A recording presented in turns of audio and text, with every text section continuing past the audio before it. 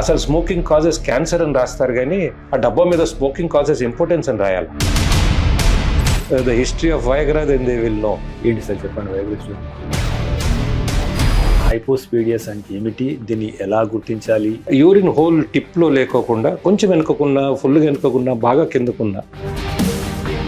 కానీ ఈ రోజుల్లో కొంచెం హైపోస్పీడియస్ రేట్స్ పెరిగినాయి. 2 reasons. ఒక్కటే, సుంతి చేసే ముందు ఈ సమస్య ఉందా లేదా అని ఎవరు నిర్ధారించుకోవాలి? హైపోస్పీడియస్ ఉన్న వాళ్ళకి సుంతి చెయ్యకూడదు. What are the big unbeatable advantages with robotics? Let us talk about the negative side of robotics. Okay. I'll tell you why. ఎందుకంటున్నానంటే ఇన్ఫెర్టిలిటీ సమస్యలు ముఖ్యంగా భారత్లో కూడా ఎందుకు పెరిగినాయి? ఇది రానున్న రోజుల్లో ఎలా సవాల్గా మారే అవకాశం? మన చిన్నప్పుడు చూస్తే మన పేరెంట్స్ ఒక దంపతులకు పిల్లలు పుట్టట్లేదంటే దానికి మగవారు ఎంత కారణమవుతారు, ఆడవారు ఎంత కారణమవుతారు? పర్సంటేజెస్ మాట్లాడే దానికన్నా 1 year ఆఫ్ అన్ప్రొటెక్టెడ్ ఇంటర్కోర్స్ లో మనకి పిల్లలు పుట్టలేదు అంటే ఎస్, దెర్ ఈస్ అజుర్ఫెమియా అంటున్నాము, అంటే జీరో స్పెర్మ్. అలాంటి వారికి కూడా బయలాజికల్ సన్ వాళ్ళు కావాలని ప్రతి ఒక్కరు కోరుకుంటారు. చాలా మటుకు azoospermias are not because sperm production లేకపోవటం కాదు, టెస్టిస్ రెండు దెబ్బతినిపోయి ఉంటాయి. అటువంటి వాళ్ళకి unfortunately we may not be able to do. But 3 దశాబ్దాలుగా మీరు ఈ రంగంలో ఉన్నారు కాబట్టి అప్పటికి ఇప్పటికీ వీర్యం నాణ్యతలో తేడా వచ్చిందా? ఇది world wide phenomenon that is standard semen analysis లో the seminal parameters. Evolution next 20-30 years లో ఏం జరగబోతుంది? We're all looking at lot of other things. ఏఐలు వస్తాయో ఏం వస్తాయో. We may have a wireless technology even to have a child tomorrow. Sedentary lifestyle కావచ్చు, IT lifestyle కావచ్చు, ఇది ఏ రకంగా ఫెర్టిలిటీని ప్రభావితం చేస్తుంది? సో ఒక సీనియర్ యూరాలజిస్ట్గా మీరు వాళ్ళకి ఇచ్చే సూచన ఏంటి to prevent? Sedentary lifestyle తోటి ఫ్యాట్ బాడీలో పెరిగినప్పుడు నార్మల్ టెస్టోస్టిరాన్ని ఫ్యాట్ ఈస్ట్రోజన్ అంటే ఫీమేల్ హార్మోన్ కింద కన్వర్ట్ చేస్తుంది. So even alcohol, regular consumption ఆల్కహాల్లో ఫీమేల్ హార్మోన్ పెరుగుద్ది. ఇంకోటి వెరికోసిల్ అంటున్నాను కదా సార్, ఇది వెరికోసిల్ అంటే ఏంటి? ఇది వీర్యకణాల నాణ్యతను ఎలా దెబ్బతీస్తుంది? జనరలీ వై టెస్టిస్ బయటకు ఉంటాయి అంటే కార్డియోవాస్కులర్ డిసీజెస్ ఉన్నా లేదా షుగర్ లాంటి సమస్యలు ఉన్నా ఇది కూడా మనకు అంగస్తంభనకు దారితీస్తుంది అని చెప్పేసి అంటున్నారు. ఇందులో వాస్తవం ఎంత కొద్ది గురించి? ఇక్కడ తగ్గితే ఇక్కడ కూడా తగ్గే అవకాశం ఉంది, ఎందుకంటే అదే రక్తనాళాలు. ఇప్పుడు అంగస్తంభన ఉన్నప్పుడు యూజువల్లీ వాళ్ళు ఫస్ట్ వచ్చేది వయాగ్రా లాంటి టాబ్లెట్స్కి. డయాబెటిక్స్, హార్ట్ ప్రాబ్లమ్స్ ఉన్నవాళ్ళు హార్ట్లో ప్రాబ్లం ఉందా లేదో చూసుకోకుండా వయాగ్రా వాడితే the history of Viagra then they will know. ఏంటి సార్ చెప్పండి వయాగ్రా? హార్ట్లో పెయిన్ తగ్గించడానికి, తర్వాత హార్ట్ మీద ప్రెషర్ లంగ్స్లోకి వెళ్ళే పల్మనరీ హైపర్ టెన్షన్ తగ్గించడానికి తయారు చేసిన మందు అది, not for erection. Okay. Trial అయిపోయిన తర్వాత 80% ఆఫ్ పీపుల్. హెల్త్ ఇన్సూరెన్స్ ప్రాముఖ్యత ఏంటి? ఇన్సూరెన్స్ కట్టుకున్న వాళ్ళు ఎవరికి ఇన్సూరెన్స్ అవసరం పడకూడదు అనేది మా ఆలోచన. కట్టుకునే వాళ్ళ ఆలోచన కూడా అదే ఉండాలి. మన ఉన్న ఆల్ ద ఇన్సూరెన్సెస్లో really bad. I will not flinch back. వాళ్ళు రేపు నా మీద ఏమైనా కేసు వేసినా పర్లేదు. ఏనా ఇవాళ చాలా హ్యాపీగా ఉన్నావు. మెడిసిన్ బిల్ ఇంత తక్కువగా వస్తే హ్యాపీగా ఉండక ఎలా ఉంటామమ్మా? ఇంత తక్కువ రేట్ కే ఇస్తున్నారంటే క్వాలిటీలో ఏమైనా డిఫరెన్సెస్ ఉన్నాయేమో. మార్కెటింగ్, డిస్ట్రిబ్యూషన్, ఇంకోటోనే అదనపు ఛార్జీలు లేవు కాబట్టే 50-80% మనకి డిస్కౌంట్ లో ఇస్తున్నారు. మెడ్ ప్లస్. సాధారణంగా ఇప్పుడు హైపోస్పీడియస్ అంటాము. సో మీరు చాలా ఆపరేషన్ చేస్తారు. మొదటిది అసలు హైపోస్పీడియస్ అంటే ఏమిటి చాలా మందికి తెలియదు. ఈ సమస్య ఏమిటి, దీన్ని ఎలా గుర్తించాలి? ముఖ్యంగా సుంతి చేసే ముందు ఈ సమస్య ఉందా లేదా అని ఎవరు నిర్ధారించుకోవాలి? కొంతమంది ఎక్కడ 100 రూపాయలకు 200 రూపాయలు కూడా కట్ చేస్తారు. ఆ తర్వాత మనకు కొన్ని రకాల సమస్యలు తలెత్తున్నాయి. వీటి మీద అవగాహన పెంచే. నార్మల్గా ఈ రోజుల్లో పీడియాట్రిషియన్ లేకుండా ఎవరు పుట్టట్లేదు. బట్ ఐదర్ చూసినప్పుడు కూడా యూరిన్ హోల్ టిప్లో లేకోకుండా కొంచెం వెనక్కానే, కొంచెం వెనుకకున్నా, ఫుల్గా వెనుకకున్నా, బాగా కిందకున్నా, దట్ ఈస్ హైపోస్పీడియస్. ముందుకి వెనక ఎక్కడన్నా ఉండొచ్చు. అటువంటిది ఉంటే జనరల్ టెండెన్సీ ఏంటంటే మేము దాన్ని కరెక్షన్ బై 4 to 6 months చేస్తాం.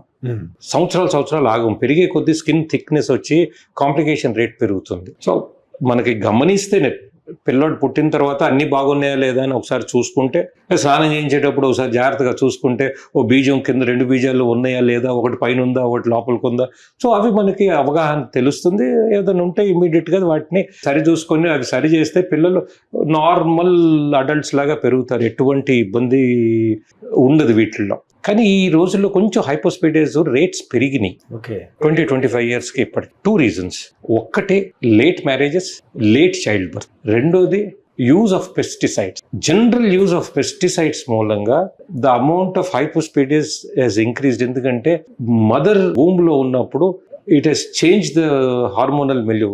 Pesticides, usage of plastics during pregnancy, okay microwavable plastics.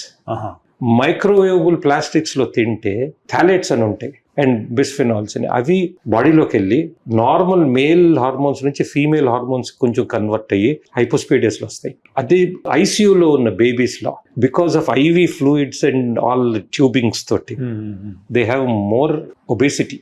తర్వాత దెన్ వాళ్ళకి ఫర్టిలిటీ చేంజెస్ కూడా తక్కువ ఉండే ఒక environmental factors have also contributed to that. కానీ దాన్ని గుర్తుపట్టడం పెద్ద కష్టం కాదు, ఇట్స్ ఎ స్టాండర్డ్ అబ్జర్వేషన్. ఎప్పుడన్నా వెళ్ళినప్పుడు పీడియాట్రిషియన్ని అన్ని బాగున్నాయి సార్ మీరు అడిగితే ఆయనే చూసి చెప్తారు.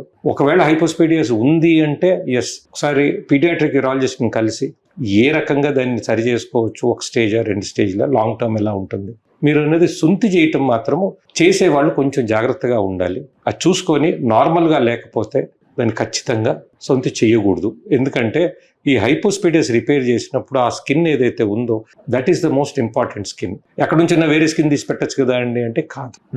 పీనైల్ స్కిన్ మన హార్మోన్స్కి సెన్సిటివ్గా ఉంటుంది. ఓకే, మన అంగం పెరిగినతో పాటు దాంతో పాటు ఆ స్కిన్ పెరుగుతుంది. నేను బయట నుంచి వేరే స్కిన్ తీసుకొచ్చి పెడితే అది పెరగదు, అది వంచేస్తుంది. సో హైపోస్పీడియస్ ఉన్న వాళ్ళకి సొంతి చెయ్యకూడదు.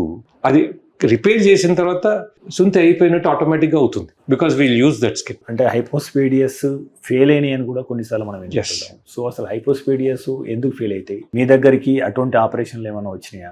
యాక్చువల్గా ఇది ఎవరి దగ్గరకు పోతే బాగుంటుంది? ఎందుకంటే ఎక్కువ హైపోస్పీడియస్ ఆపరేషన్ చేసే వాళ్ళ దగ్గరికి వెళ్ళి ఇది వెళ్తే బాగుంటుంది. సో ఎందుకంటే ఇది ఒక యూనిక్ స్పెషల్ ఆపరేషన్ అని చెప్పేసి అంటారు. ఇందులో వస్తుంది కరెక్టేనండి.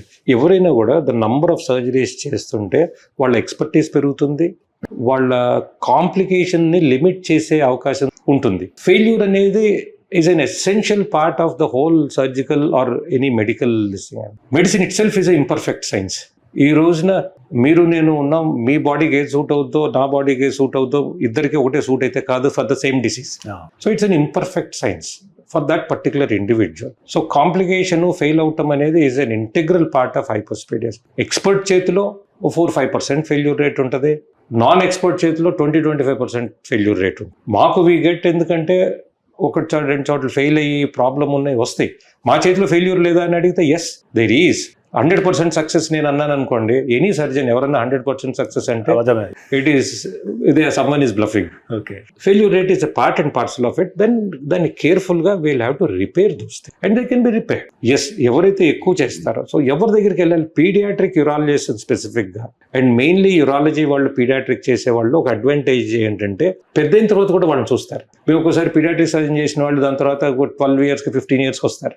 అప్పుడు repair is a big problem. So someone who can follow up from చిన్నప్పటి నుంచి పెద్ద అయ్యేంత వరకు ఫాలో అప్ చేయగలిగిన వాళ్ళు దట్ హెల్ప్స్ మనకి ఆ విషయంలో. సో డాక్టర్ గారు, యాక్చువల్గా చిన్నపిల్లలు అంటే మీరు పీడియాట్రిక్ యూరాలజీలో ఎన్నో ఆపరేషన్ చేస్తుంటారు. యూరాలజికల్ సమస్యలు ఉన్నాయి, మీ పిల్లవానికి సర్జరీ అవసరం ఉంది అన్నప్పుడు యాక్చువల్గా తల్లిదండ్రులు ఒక రకమైన భయాందోళనకు గురవుతారు. ఇప్పుడు మీరు చేస్తున్న ఈ రోబోటిక్ సర్జరీస్ ఏదైతే ఉన్నాయో హౌ సేఫ్ ఇట్ ఈస్? మీరు తల్లిదండ్రులు ఎట్లా కౌన్సిల్ చేస్తారు? దీని గురించి ఆందోళనను నివృత్తి చేసే ప్రయత్నం చేయండి. 80% చిన్నపిల్లల్లో సర్జరీ అవసరం ఉండదండి. ఓకే, ఫాలో అప్ అవసరం.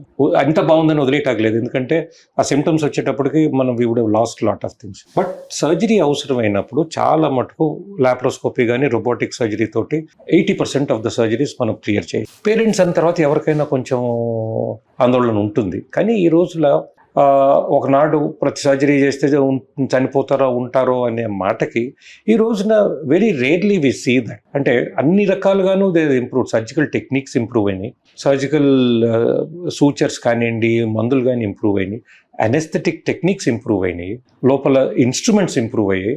సో మేజర్ ప్రాబ్లమ్స్ ఉండే situation is probably 1 in 10,000 or something like that. So ఆ రోబోటిక్ సర్జరీతో ఏంటంటే చైల్డ్కి మా వరకు యాజ్ అ సర్జన్ ప్రెసిషన్ పెరుగుద్ది, అవుట్కమ్స్ అంటే దాని success rates are much higher than normal surgeries, then pain చాలా తక్కువ ఉంటుంది. And because there is magnification మాకు లోపల బ్లీడింగ్ కానీ అమౌంట్ ఆఫ్ ఏరియా మేము ఎంతైతే సపోజ్ 1 centimeter ఒక కిడ్నీ వాప్ ఉంది, యూజ్ అబ్స్ట్రక్షన్ అనుకుంటాము, పైలోప్లాస్టీ అనే ఆపరేషన్లో ఒక 1 centimeter ఈ కిడ్నీ నుంచి యూరిన్ వచ్చే ట్యూబ్ కుట్టేది. దానికోసం ఇదివరకు లాప్రోస్కోపీ ఆల్మోస్ట్ 20 years నుంచి చేస్తున్నాము. రానప్పుడు ఒక ఆల్మోస్ట్ ఒక 10 centimeter కట్ ఉండేది. సో ఈ రోజున it's only few small holes. Okay, technology comes with a cost. Living that aside, ఇవాళ ఒక చైల్డ్ వచ్చాడు నాకు 10 years తర్వాత, సార్ కొంచెం వాపు ఉండింది సార్, భయం వేసి వచ్చాము అన్నారు. ఏం లేదు, దట్ వాజ్ ఆల్ ఫైన్. ఆ పిల్లవాడికి 40 days అప్పుడు నేను సర్జరీ చేశాను. ఓకే, వాడిని అడిగితే బాబా నీకు ఏమైనా సర్జరీ అయిందంటే వాడు ఇటు చూస్తున్నాడు, అబ్డమిన్ చూస్తే ఏమీ లేదు, మదర్ ఈజ్ హ్యాపీ. సరే ఏదో అనుమానం ఉండొచ్చు. సో ఆ రకంగా వాడు చిన్నవాడు ఇప్పుడు football player, super, is playing. So మనకి టెక్నాలజీ తోటి పెయిన్ తగ్గింది, సక్సెస్ రేట్స్ ఆఫ్ ఇంప్రూవ్. చిన్నపిల్లలకి మీకు తర్వాత సర్జరీ కూడా తెలియదు, parents tend to settle down slowly. వాళ్ళకి కూడా కొంచెం టైం ఇస్తాం. అరే బాబు రాత్రికి చేయించుకోమనే situations very very very rare. So but surgery చేస్తే ఏదో అయిపోద్ది అనేది ఈజ్ రాంగ్ థింగ్. సర్జరీ అవసరమా లేదా చూసుకొని, ఎస్ ఎందుకు సర్జరీ అవసరము, ఎందుకు సర్జరీ అవసరం లేదు, చేసుకుంటే మంచి చెడులు ఏంటి, then you should go up. ఈ రోబోటిక్ కిడ్నీ ట్రాన్స్ప్లాంట్ సంబంధించి కానీ ఈ రోబోటిక్ మీరు చేసే ఆపరేషన్ కానీ, so what are the big unbeatable advantages with robotics? Let us talk about the negative side of robotic before we go to the positive side. Okay. I'll tell you why. ఎందుకంటున్నానంటే these machines are costly, these instruments are costly, so there is a cost involved in that. So కొంచెం cost పెరుగుతుంది normal laparoscopy surgeries కానివ్వండి లేదా open surgeries కన్నా. ఒక టైంలో 20 years back నేను కూడా I was not believing that the society will absorb this cost. ఈ రోజున our economy has really improved, the society has matured, and the society is absorbing the cost, and robotic costs are coming down. Roski. So today, that is why robotic surgery is staying, not just because of the cost. Our inherent advantages like minimal pain, very early recovery, adult kanindi, children kanindi, almost 30-40% less bleeding in the surgery. Success rates are good or better than normal open surgery, and earlyly they are back to work.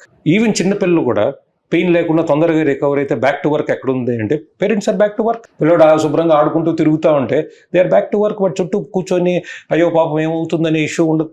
మేము robotic surgery చేస్తే 48 hours we will discharge them. So ఆ inherent అడ్వాంటేజెస్ని no one can beat it. Cost, yes there is an additional cost, but if you look at the overall thing in terms of outcomes, ఇంకా ఇది దాని success rates కానివ్వండి, bleeding కానివ్వండి, recovery కానివ్వండి, mental satisfaction కానివ్వండి, cosmetic appearance కానివ్వండి, nothing to beat robotic surgery. గతంలో అంటే 1980s నుంచి వెళ్ళి ఎప్పుడైతే కుని ఆపరేషన్ ఇందిరాగాంధీ పీరియడ్, ఒకరు ముద్దు, ఇద్దరు హద్దు, ముగ్గురు వద్దు అనేది ఒక నినాదం ఉంది. ఇప్పుడు ముగ్గురు గనండి, నలుగురిని గనండి అని చెప్పి గవర్నమెంట్ ప్రోత్సహిస్తున్నాయి. ఎక్కువ గన్న వాళ్ళకి ప్రోత్సాహకాలు ఇండియాలో వస్తున్నాయి. ఫర్గెట్ అబౌట్ చైనా, సింగపూర్, మిగతా చైనా లాంటి కంట్రీస్ పక్కన పెడితే. బట్ ఇక్కడ కందామన్నా కానీ సమర్థతనా లేదా స్థాయా లేకపోతే ఏదో సమస్యలు వస్తున్నాయి. ఇప్పుడు ఏ గల్లీలకు పోయినా కానీ ఒక IVF సెంటర్ అని చెప్పేసి ఒక బోర్డు కనబడతాను. సో ఈ స్థాయిలో ఇన్ఫెర్టిలిటీ సమస్యలు ముఖ్యంగా భారత్లో కూడా ఎందుకు పెరిగినాయి? ఇది రానున్న రోజుల్లో ఎలా సవాల్గా మారే అవకాశం? ఫర్టిలిటీ సమస్యలు కొంచెం పెరిగేవే ఉన్నాయి. మన చిన్నప్పుడు చూస్తే మన పేరెంట్స్ మ్యారేజ్ అయిన ఏజ్ వేరు, మనం చేసుకున్న ఏజ్ వేరు, ఇప్పుడు చేసుకునే వాళ్ళ ఏజ్ వేరు. 30 years లోపల marriages almost very very minimal అయిపోయినాయి. The best prime for individual కానీ మేల్ ఆర్ ఫీమేల్ కానివ్వండి ఈజ్ అరౌండ్, ఫర్ మేల్ అయితే 26 to 30, female is around 22 to 26. ఆ టైంలో ఉన్న ఫర్టిలిటీ పొటెన్షియల్ పెద్ద కొద్దీ తగ్గుతూ వస్తుంది. సో ఆబ్వియస్లీ ఫర్టిలిటీ పొటెన్షియల్ తగ్గినప్పుడు IVF సెంటర్స్ ఉండాల్సి వస్తాయి, ఇద్దరు పరంగాను. ప్లస్ మనకి ఈ రోజుల్లో ఒబేసిటీ, ఫీమేల్స్ దాంట్లో PCOS అని వస్తుంది, దాని మూలంగా ఓవం సరిగా తయారవ్వదు, దాని తర్వాత high stressful jobs, body hormones మారుతాయి. So these are all part and parcel of the whole మన economic change and then newer socio economic change మూలంగా జరిగే చేంజెస్ ఇవి. మేల్స్లో కూడా again stress will cause an decrease sperm counts, and then age decreases sperm counts. Higher ఒబేసిటీతో ఏమవుతుంది, testosterone వల్ల ఈస్ట్రోజన్గా మారుద్ది ఫ్యాట్లో. సో ఆబ్వియస్లీ మేల్ హార్మోన్ తగ్గుద్ది, pollution. So all these are contributing. To the whole front. So మన వాళ్ళు కూడా కెరియర్ ఈజ్ ఇంపార్టెంట్ కాదన్నో, balance is more important than career. Okay, అది ఆలోచించాలి. అదే ఆలోచించట్లేదు. ఒకదాని గాడి పట్టుకొని వెళ్ళిపోతారు. అందూరం వెళ్ళిన తర్వాత కొంత యు ఆర్ లూజింగ్ సంథింగ్, అది మళ్ళీ వెనక్కి తెచ్చుకోలేని పరిస్థితి. సో కొంచెం బ్యాలెన్స్డ్గా వెళ్ళటం is an important thing in life as far as fertility is very, very concerned. Late marriages toti we are also getting this hypospadias ఎక్కువ. సో కొంచెం I think that balance has to be maintained. ఒక దంపతులకి పిల్లలు పుట్టట్లేదు అనుకున్నప్పుడు, అంటే యాక్చువల్గా మనం అంటే చూసుకుంటూ వస్తే గతంలో భార్యకి పిల్లలు పుట్టలేదంటే ఇంకో భార్యను చేసుకునేవాళ్ళు, ఆ భార్య చెల్లెను చేసుకునే వాళ్ళు కొంతమంది. సో అంటే సమస్యని స్త్రీలలో వెతికేవారు.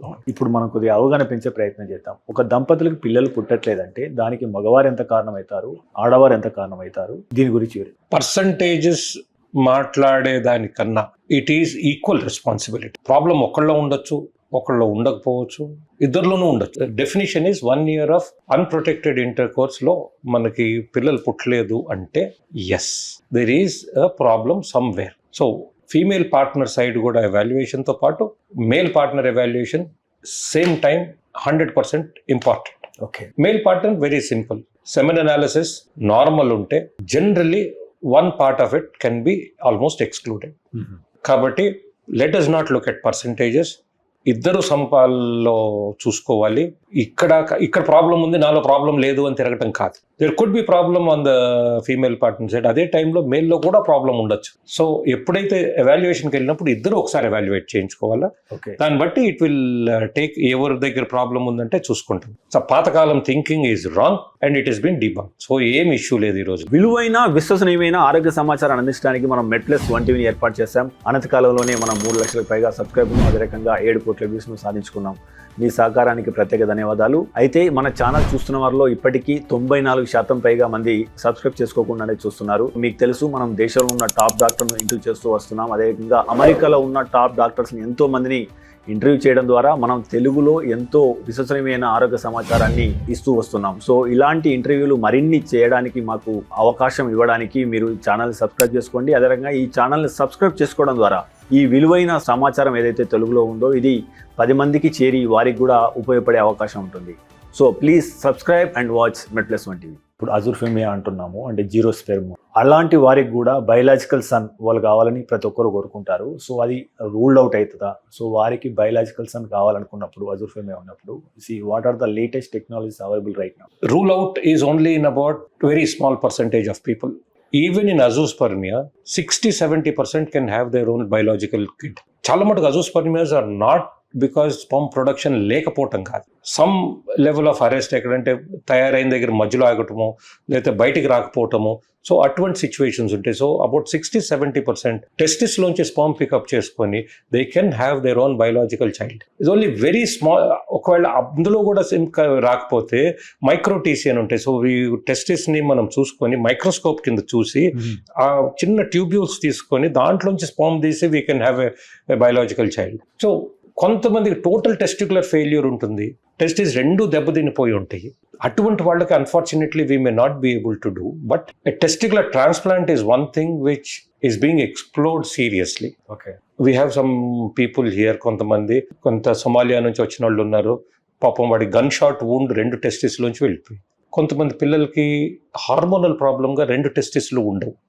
సో వాళ్ళ గ్రోత్ కూడా. సో అటువంటి వాళ్ళకి we can explore a possibility of testicular transplant. జరిగినాయా ప్రపంచంలో? ఎస్, జరుగున్నాయి. Very minimal. Most of them are మన ట్విన్స్ లోంచి పెట్టినాయి. బట్ ఇక్కడ ఉన్న సిచ్యువేషన్లో that is the least risky for the donor. ఒక టెస్టిస్ ఇస్తారు and surgically least risky. So that can be significantly explored even in those kind of people. They may not have biologically their own, but they will grow well. Okay. That is the last step at this point of time. But very few small percentage cannot father a child. మిగతా వాళ్ళకి ఏదో ఒక రకంగా there is a possibility to have their own biological child. Doctor గారు, మీరు చెప్పండి, 3 దశాబ్దాలుగా మీరు ఈ రంగంలో ఉన్నారు కాబట్టి అప్పటికి ఇప్పటికీ వీర్యం నాణ్యతలో తేడా వచ్చిందా? అంటే వీర్యంలో సాధారణంగా శుక్ర కణాలు యాక్టివ్గా కదలాడుతున్నాయా? వాటి యాక్టివ్నెస్ తగ్గుతోందా? కణాల సంఖ్య కూడా తగ్గుతోందా? దీనికి గల కారణం ఏంటి? ఎవల్యూషన్ నెక్స్ట్ 20-30 ఇయర్స్లో ఏం జరగబోతుంది? ఇది world wide phenomenal that is standard semen analysis లో ద సెమైనల్ పారామీటర్స్ తగ్గినాయి అనేది ఓవరాల్ కౌంట్స్ కానివ్వండి, దాని మొటిలిటీ కానివ్వండి. సో WHO మనకి మీరు తీసుకుంటే పాతకాలం WHO స్టాండర్డ్స్, ఈ రోజు standards are different. So they have modified based on మనకు వచ్చే సబ్సిక్వెంట్ పెటర్నిటీ రేట్స్ అన్ని చూసుకొని. బట్ గ్రాస్గా తీసుకుంటే yes, seminal parameters తగ్గినాయి, but that will not cause so much of fertility issues. What will happen 20 years down the line తెలీదు. We are all looking at lot of other things. ఏఐలు వస్తాయో ఏం వస్తాయో. We may have a wireless technology even to have a child tomorrow.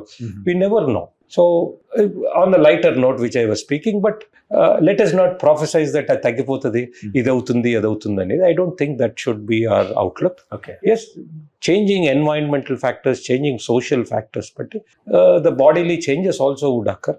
We'll see what happens, but at this point there's nothing to be alarmed so much.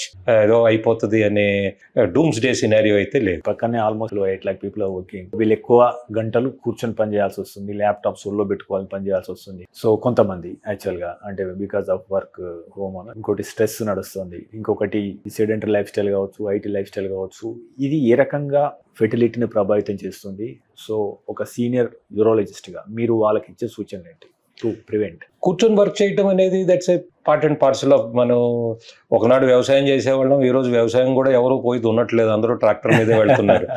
మారిన life స్టైల్స్తో ఉంటుంది. కానీ sedentary లైఫ్ స్టైల్తో yes, ఎందుకంటే ఒబేసిటీ కానీ alcohol intakes కానీ పెరిగినప్పుడు, ఏమో సెడెంటరీ లైఫ్ స్టైల్ తోటి ఫ్యాట్ బాడీలో పెరిగినప్పుడు నార్మల్ టెస్టోస్టిరాన్ని ఫ్యాట్ ఈస్ట్రోజన్ అంటే ఫీమేల్ హార్మోన్ కింద కన్వర్ట్ చేస్తుంది. సో ఫర్టిలిటీ పొటెన్షియల్ తగ్గుతుంది. ఈవెన్ ఆల్కహాల్, రెగ్యులర్ కన్జంప్షన్ ఆల్కహాల్లో ఫీమేల్ హార్మోన్ పెరుగుద్ది. సో దాంతో మనకి తగ్గుతాయి. సో సెడెంటరీ వర్క్ ఉన్న వాళ్ళకి, I don't say lifestyle, sedentary work ఉన్న వాళ్ళు they should have an active of work life style. Then they will keep their fertility and also sexual drive well. That is important. ఇంకోటి varicocele అంటున్నాం కదా sir, ఇది varicocele అంటే ఏంటి? ఇది వీర్యకణాల నాణ్యతను ఎలా దెబ్బతీస్తుంది? వెరికోసిల్ అనేది జనరల్లీ వై టెస్టిస్ బయటకు ఉంటాయి అంటే, మనం చాలాసార్లు చూస్తాం, బాగా చల్లగా ఉన్నప్పుడు లోపలికి వెళ్తాయి, వేడిగా ఉన్నప్పుడు బాగా కిందకి వెళ్ళాడుతాయి. ఏంటంటే it's a temperature sensitive organ. So body temperature కన్నా కొంచెం తక్కువ టెంపరేచర్లో ఉండేది టెస్టిస్. కాబట్టి వెరికోసిల్ అన్నప్పుడు ఏమవుతుందంటే అక్కడ రక్తనాళాలు ఏదైతే బ్లడ్ వెనక్కి వెళ్ళే రక్తనాళాలు వాస్తాయి అన్నమాట, వెయిన్స్ పెరిగినప్పుడు బ్లడ్ అందులో ఆగుతుంటుంది. But there are so many theories అనుకోండి. 2 simple theories which I will put across. దాంతో మోర్ బ్లడ్ ఆ టెస్టిస్ చుట్టూ చేరుతుంది, దాని చుట్టూ మజిల్ కూడా తగ్గుతుంది. సో ఆ ఏరియాలో కొంచెము టెంపరేచర్ పెరుగుతుంది. పెరిగినప్పుడు వీర్యకణాలు తగ్గే అవకాశం ఉంది. రెండోది, ఆ బ్లడ్ ఎప్పుడైతే పూర్తిగా పైకి వెళ్ళదో హార్మోనల్ ఇంబ్యాలెన్స్ కూడా వస్తుంది. సో వీర్యకణాలు స్లోగా తగ్గుతాయి. ఫస్ట్ ఏంటంటే దాని మొటిలిటీ తగ్గుద్ది, దాని తర్వాత వాల్యూమ్స్ తగ్గుతాయి, దాని తర్వాత స్పర్మ్ కౌంట్స్ తగ్గుతాయి. సో వీటిని సరి చేసుకుంటే సిగ్నిఫికెంట్ నెంబర్ ఆఫ్ పీపుల్ అర్లీగా సరి చేసుకుంటే ఇంప్రూవ్ అవుతుంది. దీంట్లో సెకండరీగా అంటే వేరే కారణాల మూలంగా వచ్చేది ఒక 10%. పొరపాటున ఎవరికైనా కిడ్నీ ట్యూమర్ ఉండి అది అడ్డుపడి వెరికోసిల్ రావచ్చు. లేకపోతే రెట్రోపెటోనియం అంటే అబ్డమిన్ పొట్ట లోపల ఒక ఏరియాలో రక్తనాళాలను ఒత్తేసి వెరికోసిల్ రావచ్చు. అవి ఒక లెస్ దెన్ 10%. అవి ఏమైనా ఉంటే మనం కనుక్కొని వాటిని సరి చేసుకోవచ్చు. But these are the gross thing. There about చాలా థియరీస్ ఉన్నాయి, nothing is proven, but these are the gross theories. మనకి వీర్యకణాలు ఎందుకు మార్పు వస్తాయి వెరికోసిల్లో అనేది. అండ్ వీటిల్లో micro surgery is the best thing. Okay, microscope ద్వారా చేసేది సన్న రక్తనాళాలు కూడా కనిపించి వాటితోటి చేస్తాం.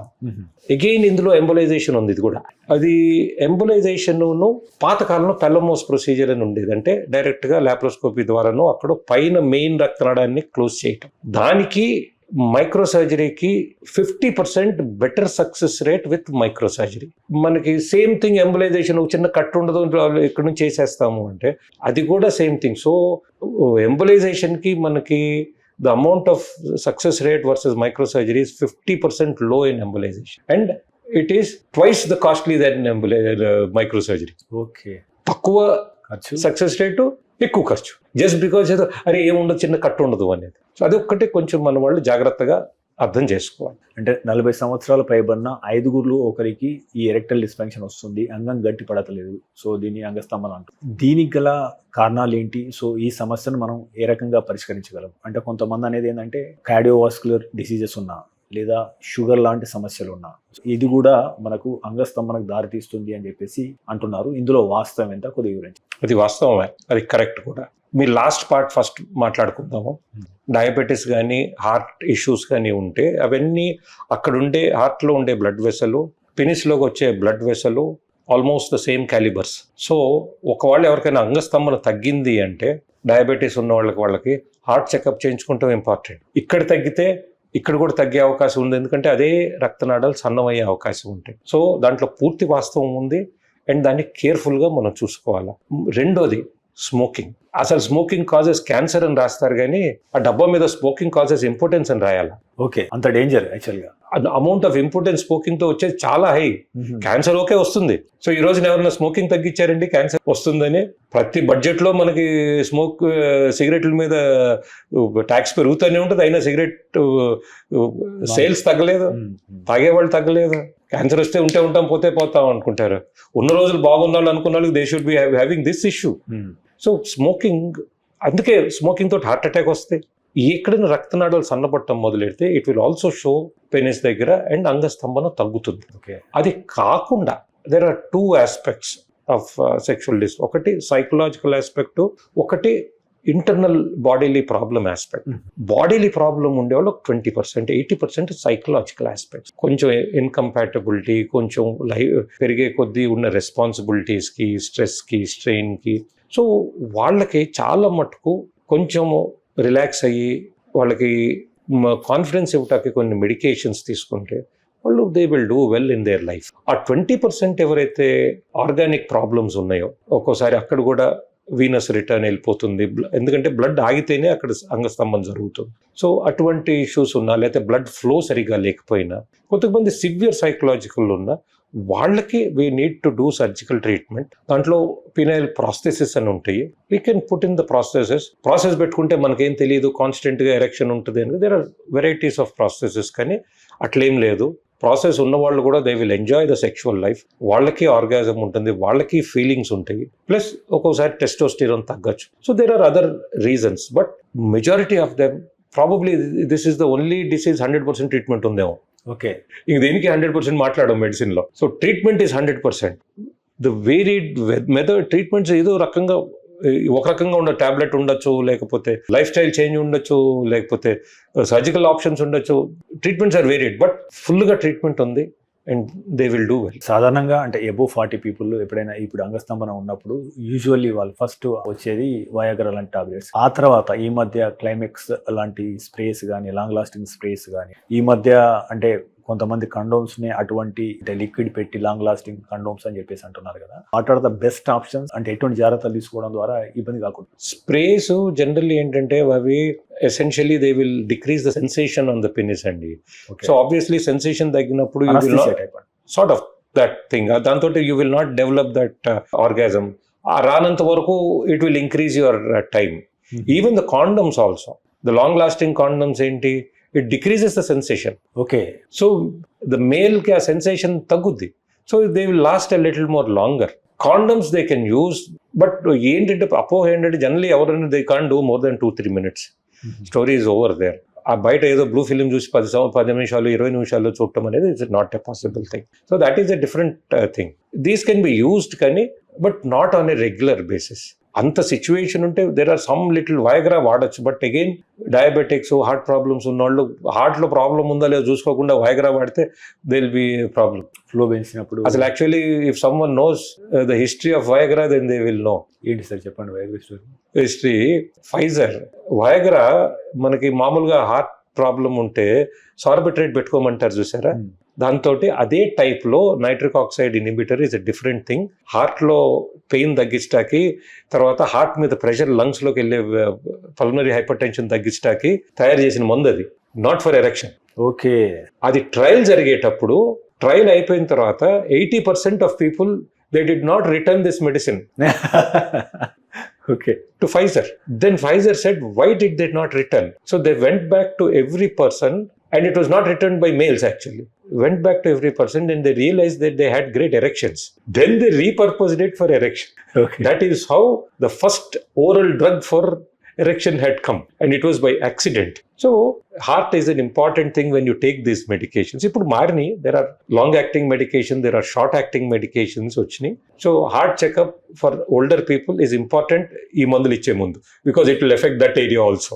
ఇన్ఫెర్టిలిటీతో బాధపడే మగవారికి సో ఒక 3 years పెళ్ళైన 4 years పెళ్ళైన తర్వాత కూడా నార్మల్ పద్ధతిలో నాకు పిల్లలు పుట్టలేదని బాధపడే వారికి మీరు ఇచ్చే ఫైనల్ మెసేజ్? వాళ్ళు బాధపడాల్సిన అవసరం లేదు. ప్రాపర్గా ఎవాల్యుయేట్ చేసుకుంటే 90% of them will have their own child. Expectations and reality have to be matched. All of us మనం ఏంటంటే మనం ఏది చేసినా వి ఎక్స్పెక్ట్ దట్ 100% అవుతుందని. Unfortunately there is nothing 100% in life. There only 200% in life. One is death and second is taxes. So fertility treatments lo the best outcomes are about 30 to 50%. So it would need, and there are different treatments. నిరాశ చెందవసరం లేదు. వాళ్ళు most important thing ఏంటంటే husband and wife ఇద్దరు కూర్చొని మాట్లాడుకొని they should be on the same page. ఒకళ్ళనొకళ్ళు blame చేసుకుంటుంటే ఎక్కడికి వెళ్ళదు. వాళ్ళిద్దరూ కలిసి వెళ్తే they will be able to lead a good life. And no one is 100%. ప్రతి ఒక్కరికి ఏదో ఒక చిన్న లొసుగు ఉంటుంది. సో నేను 100%, మీరు 100% కాదు అంటాం అనేది ఈజ్ సంథింగ్ టోటలీ రాంగ్. కలిసి వెళ్తేనే 100%. ఎక్కువ మాట్లాడే వైఫ్కి మాట్లాడిన భర్త వస్తాడు, ఎక్కువ మాట్లాడే భర్త మాట్లాడిన వైఫ్ వస్తుంది. ఓకే, దట్ ఈస్ అది మీరు చూడండి. మీరు ఎవరైనా అనుకున్నా కూడా you will realize that very rarely you will have the complementary situation will be a balance for all of us. ఇద్దరు కలిసి వెళ్ళి they will be able to have a child. నిరాశ పడకుండా ప్రాపర్ ఎక్స్పెక్టేషన్స్తో ప్రాపర్గా మాట్లాడుకొని వాళ్ళు they can have a good discussion with the doctor. They will give them a proper advice and then they should take a decision for their own. అంటే ఇప్పుడు ఏ యుగం నడుస్తుంది, countries are investing trillions of dollars అని. So ఒకప్పుడు మనం normal surgery నుంచి laparoscopy తర్వాత రోబోటిక్స్కి వచ్చినది. What next? అట్నే ఏఐ అసిస్టెడ్గా ఇన్నోవేషన్స్ వేగంగా వచ్చే అవకాశం ఉన్న నేపథ్యంలో యూరాలజీ విభాగంలో వచ్చే 10 to 15 years what to expect? What are the pipeline projects ఏదైతే మేజర్ అంటే మార్పును తీసుకొచ్చేది? AI is going to be a disruptor and in all segments. Let us not take away from that. I can do coding, I can do a certain Python code, then I create apps also. So we are with AI.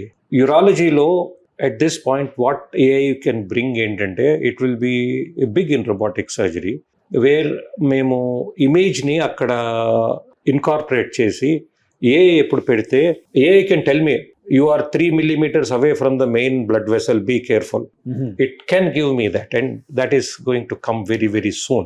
It is under the testing process. It takes a long time. Second part, X-rays. Except about 10%, the X-rays can be read by AI. The third and fourth most important thing would be, ee rakanga, ante the surgeon can be forewarned that, are ikkada koncham there could be a problem. Meeru ఈ ఏరియాలో cut చేయాల్సింది వేరే ఏరియాలో cut చేస్తున్నారేమో. You check it. It cannot be 100%. ఎందుకంటే same పొజిషన్లో ఉండరు patients image చేసినప్పుడు. ఆ సిచ్యువేషన్లో AI is going to come up. Robots doing surgery on their own is not going to be a significant reality in the near future for 2 reasons. ప్రతి human body is different. ఆ kidney అలాగే ఉంటుంది కానీ ఆ internal గా kidney is not the same for every one. Kidney రక్తనాళాలు ఒకటి వెనక నుంచి వస్తుంది, ఒకటి ముందు నుంచి వస్తుంది. ఇఫ్ మన x-rays are going to be 100%, then this could also be 100%. Today X-rays or the highest end CTs are about 97% accurate. They are not 100% accurate. If you look at today, automated cars unnai manki. Self-driven cars are there. The first self-driven vehicle which could be on the planet was the plane, aircraft. ఈ రోజున aircraft అక్కడ వదిలేస్తే pilot చేసేది, that is why they are called pilots. They guide it, they don't drive it. అక్కడ పెట్టి on this line you will go on B7R LR అని చూస్తుంటారు కదా ఎయిర్పోర్ట్ లో. This is the B line to C line and you are there అని. It will go, everything is fed. Aircraft weight is put in, baggage weight is put in, the fuel weight is put in. Average ఎంతమంది ఉన్నారు aircraft లో, వాళ్ళ 60-70 kilos తీసుకున్న weight is put in. The runway length లో ఎంత speed వెళ్ళి ఎంత take off అవ్వాలి. So you can just leave it to land and take off on its own. Why is there a pilot there? If there is a problem, they should be able to handle it. So today we'll need that. Andukane meer chudandi, if you look at some films, iRobo anundi. iRobo, that AI goes rogue. Yeah. And it is going to happen. That is where the governments are now looking at whether the artificial intelligence should have an intelligence of its own or not. That is the difference between the human and the machine. And the machine, will it develop emotions? We don't know. That is the difference between the human and the machine again. You can connect certain things based on your intuition. AI today cannot do any intuition. It can do only thing based on the available knowledge. But still, there are a lot of hallucinations under AI law. Endukante it can also, if you give 20 cats to AI and feed them that these are cats and say that these are dogs, it will believe that they are dogs. It is what it is fed will give you. So there is a recent thing that, and AI versus Google. Google will give you an answer for your question. AI will talk to you. And AI is made to please you. A కుర్రోడు మొన్న చనిపోయాడు in US. He was an alcohol addict. He wanted to take alprazolam. ఆ tablet తీసుకుంటే respiration తగ్గిపోయి he will die.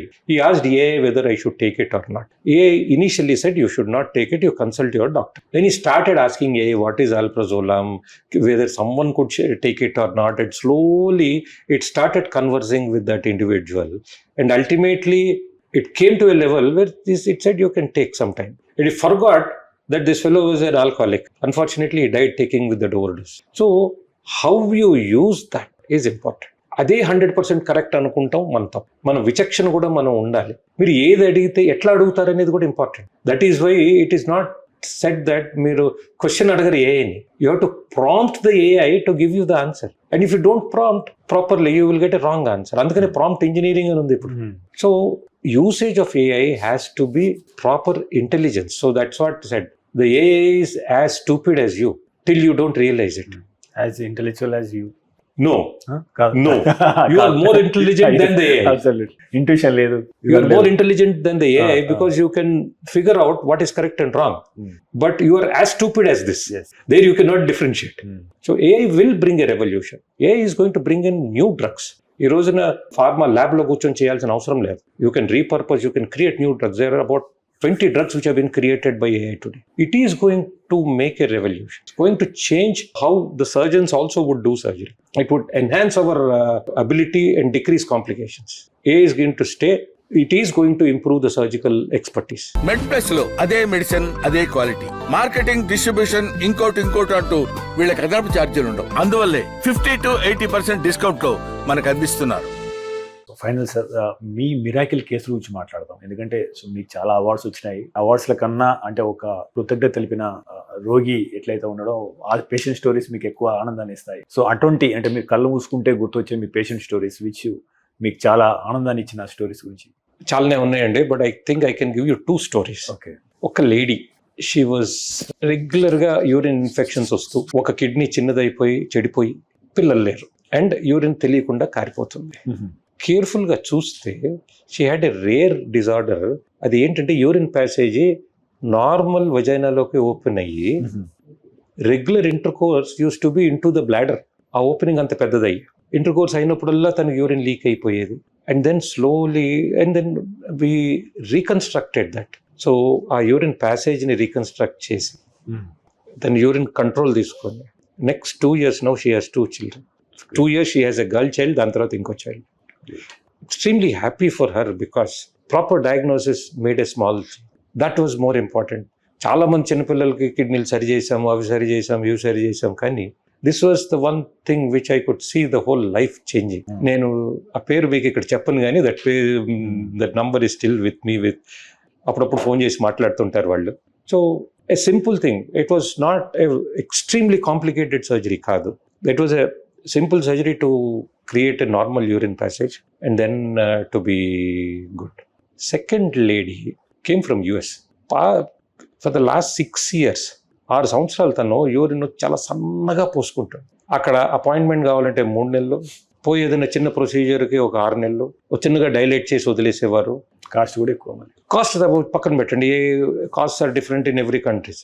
ప్రతి 3 నెలలు కష్టపడి పోస్తూ వాళ్ళ హస్బెండ్ ఏంటి ఎంతసేపు ఉంటావు లోపల, పాపం తప్పులేదు. వాళ్ళ ఫాదర్కి నేను ఇక్కడ సర్జరీ చేశాను, సరే చూడటానికి వచ్చినప్పుడు సరే ఏమన్నా చేయగలరా, నాకు 6 సంవత్సరాల నుంచి ఇలా ఉంది అని వాళ్ళ అమ్మ తీసుకొచ్చి అమ్మాయిని చూడండి చెప్పాను. అమ్మ దారి సన్నగా ఉంది, వీ కెన్ డూ సంథింగ్, దానికి you level we never talk about permanent situations కానీ లాంగ్ టర్మ్స్ కంఫర్టబుల్ కానీ. ఎంత నేరో ఉందంటే సన్న వైర్ కూడా వెళ్ళాల. వీ హ్యాడ్ టు బ్లాడర్లోంచి చిన్న హోల్ చేసి అక్కడి నుంచి దారి ఎక్కడుందా అని చెప్పి చూసి ఓరల్ క్యావిటీ నుంచి లోపల ఒక చిన్న ప్యాచ్ తీసుకుని ఆ యూరిన్ ప్యాసేజ్ తయారు చేశాం.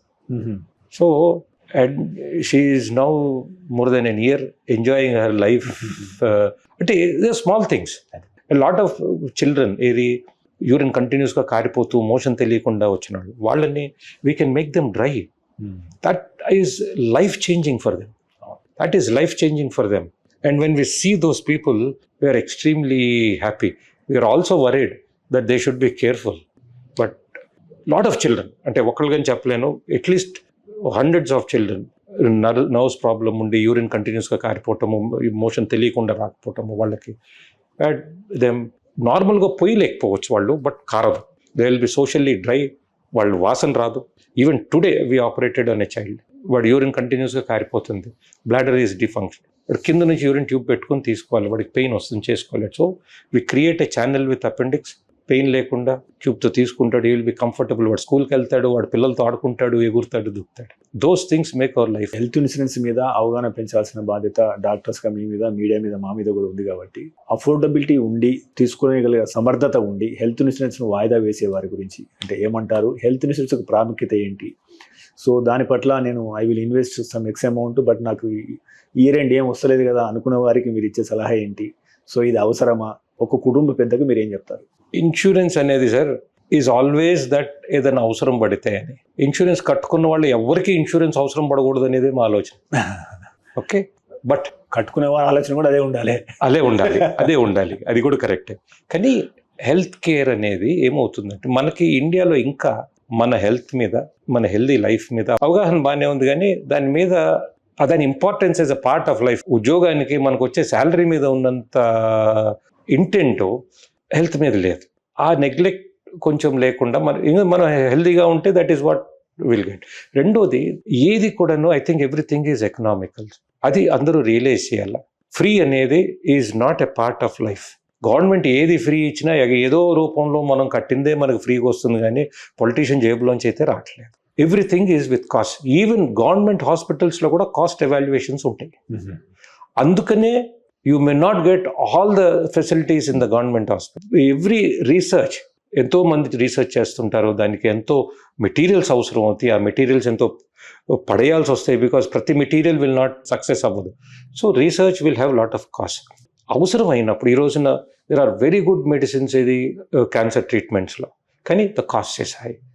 సో ఎందుకు ఒక 100 మాలిక్యూల్ రీసెర్చ్ చేస్తే ఒక మాలిక్యూల్ వస్తుంది, ఆ రీసెర్చ్లో పెట్టాల్సినంత ఇప్పుడు ఎవరికన్నా ఎన్ని వదిలేండి, మామూలుగా ఏదో రీసెర్చ్ చేస్తున్నట్టు ఎవరైనా ట్రయల్ చేయాలన్నా కూడా దానికి ఎంతో ఖర్చు అవుతుంది. So all those costs are part of economics in the whole world. కాబట్టి when you want the best quality treatment, I think insurance is a part and parcel of your whole thing. And preferably I can go down and say today that మన ఉన్న all the ఇన్సూరెన్సెస్లో really bad. And I'm not talking about మాకెవరో ఇస్తున్నారు ఇవ్వట్లేదని కాదు. You look at their claim approval ratios, you look at their rejection rates, and why ఇంతమంది తీసుకున్నారంటే just they are paying their agents more commission. There should be rationale when we look at మనం ఎందుకు approve చేయాలి, approve చేయకూడదు అనేది. తీసుకునే భరోసా కోసం పూర్తి భరోసా. సో కొన్ని companies are not really up to the standard, and then they are not doing according to the guidelines also. October 2021 there is a guideline that even చిన్నపిల్లలకి కంజెంటల్ డిసీజెస్ కూడా యూ కాంట్ ఎక్స్క్లూడ్ అని. ఎక్కడో ఏదో చిన్న line రాసి వాళ్ళ exclusion ఆ agent చెప్పడో వీళ్ళు ఏదో పెడతారు పాపం. They are not giving the full information, and these to preferably avoid. I will not flinch back. వాళ్ళు రేపు నా మీద ఏమైనా కేసు వేసినా పర్లేదు. థ్యాంక్ యూ డాక్టర్ గారు, thank you very much. So need of the hour కావాల్సిన యూరాలజీ సంబంధించిన ఎంతో అవగాహనని, ఎంతో డెప్త్ ఇన్ఫర్మేషన్ని చాలా చక్కగా సులువైన తెలుగులో మాకు అందించారు. So thank you very much అండి. థ్యాంక్స్ అండి. థ్యాంక్ యూ నవీన్ గారు. ఇది ఈ వారం డాక్టర్ స్టాక్. వచ్చే వారం కలుద్దాం. చూస్తూనే ఉండండి మెట్ ప్లస్ 1 TV.